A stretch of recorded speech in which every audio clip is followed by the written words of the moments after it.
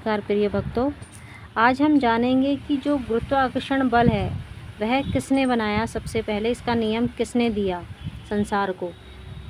हम अपने दैनिक जीवन में देखते आए हैं कि कोई भी वस्तु जब नीचे की ओर गिरती है तो पृथ्वी की ओर आकर्षित होती है और इसका कारण पृथ्वी का गुरुत्वाकर्षण बल बताया जाता है।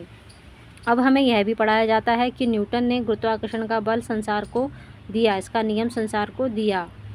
उससे पहले कोई गुरुत्वाकर्षण के बारे में नहीं जानता था, ऐसा कहा जाता है। परंतु न्यूटन से हजारों वर्ष पहले महर्षि कणाद ने अपने ग्रंथ वैशेषिक दर्शन में क्या लिखा है, सुनिए। संयोगाभावे गुरुत्वात् पतनम, इसका मतलब क्या है समझिए। संयोग के ना रहने पर, यानी कि जुड़ाव के ना रहने पर, कोई वस्तु का जो जुड़ाव है किसी से, अगर वो ना रहे तो वह गुरुत्व बल के कारण नीचे की ओर गिरती है। उदाहरण से समझते हैं। जैसे एक सेब को हमने अपने हाथ में पकड़ा हुआ है, तो जब तक वो सेब का हाथ के साथ में संयोग रहेगा, यानी कि सेब का हाथ के साथ में जुड़ाव रहेगा, वह पृथ्वी पर नहीं गिरेगा। और जैसे ही हम उसे छोड़ देंगे वह नीचे गिरने लगेगा।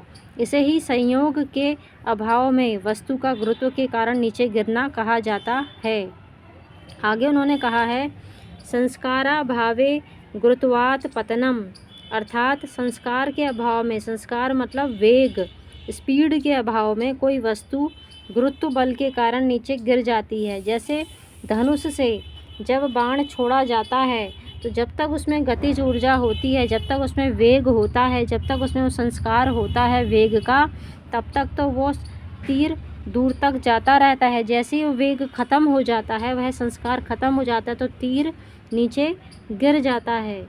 तो इससे आपको एक नई जानकारी प्राप्त हुई होगी कि हमारे महर्षियों ने ये सब नियम पहले ही संसार को दे दिए गए हैं, भले ही वे संसार के सामने नहीं आ पाए किसी कारणवश।